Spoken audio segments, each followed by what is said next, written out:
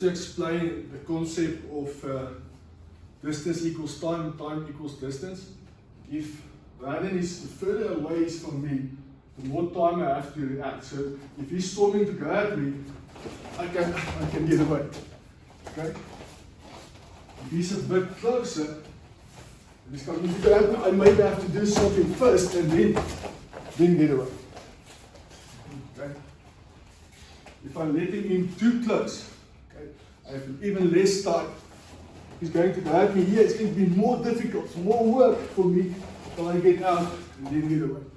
Okay, so the ideal would be to stop him from getting closer than 2 or 3 meters. To keep him away from me, the closer he gets, the more dangerous it's going to be for me. Only close personal friends and family should be here. No strangers.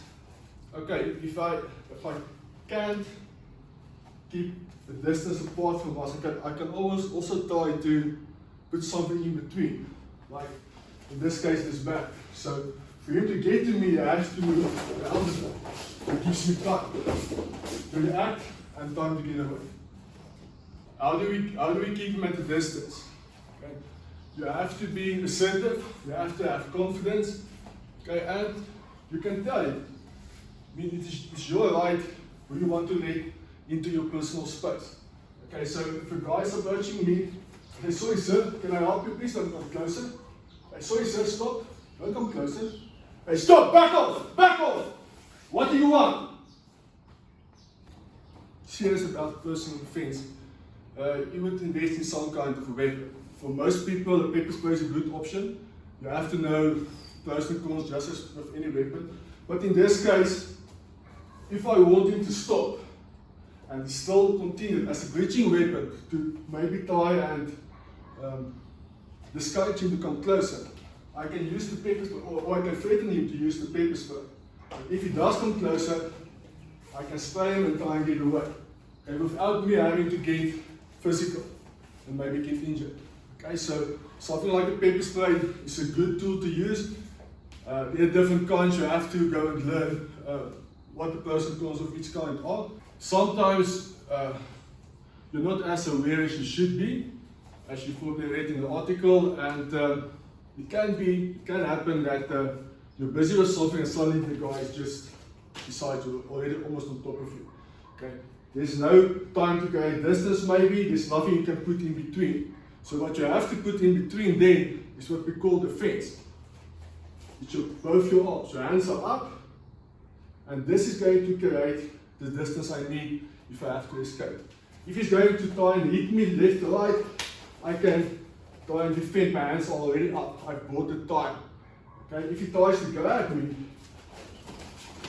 I can use this fence as well to keep distance. Okay? Keep it out, keep distance, and then from here work and try to get away. Okay. If he still continues to attack, that's where my kickboxing would come in, or I get to my pepper spray and use it if necessary. The advantage of the fence is it's a very strong structure, even for a small lady. If he's putting me against the wall, for instance, I can use this to create space, to create distance, and from here I can try and get away. Okay? If I don't succeed, if he's putting me and he's up close, I'll have to create the distance first. And the way I'm going to do that is I have to create pain, and I have to go to explode. Okay, so from here, so this guy is trying to hurt me, he's putting me against the wall, and I decide I have to get out as soon as possible. Okay, so from here,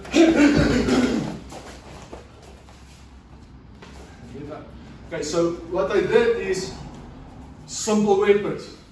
Use my knees, just like you would walk normally, just pick up the knees, your thighs, anything you can get, like you're hitting on a sack of potatoes. Just hitting. So when he's putting me up, I don't have space to move. My hands are up, I can't use my hands. I can't use my knees. So from here I start using the knees, and then if you have space, put other things together. If you do find yourself on your back, your best policy would be to try and keep the attacker at your feet or at your knees. because your legs are so much stronger than your arms. Okay, it's very difficult to fight a big strong guy using your arms if you can use your legs. Okay, so in this instance, Gabby is on her back. I'm going to try and pin her down. She just keeps me at the feet.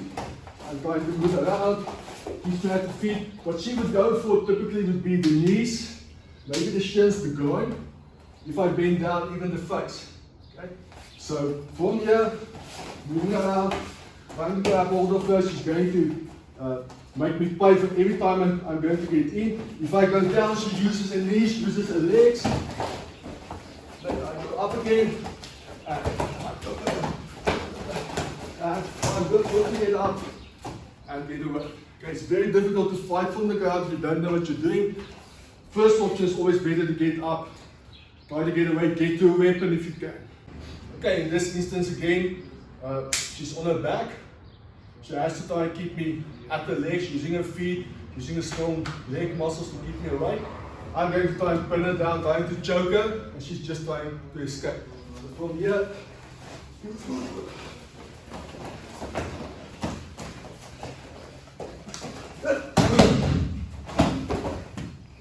and she's away. She created distance. She used the opportunity, the time that she created, to get up, get away, maybe, hopefully get to a weapon, or run into the shop, or whatever the case may be.